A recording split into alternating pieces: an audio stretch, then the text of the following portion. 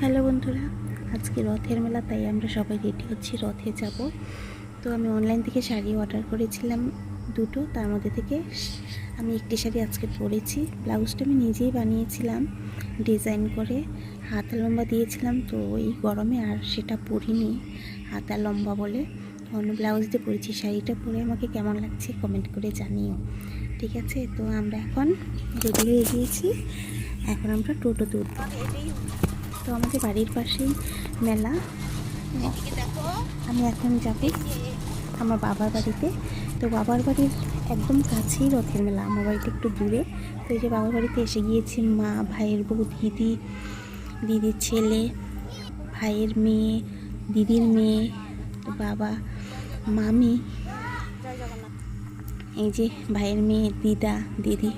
তো আমরা সবাই রেডি হয়ে গিয়েছি, সবাই এখন মেলায় যাব।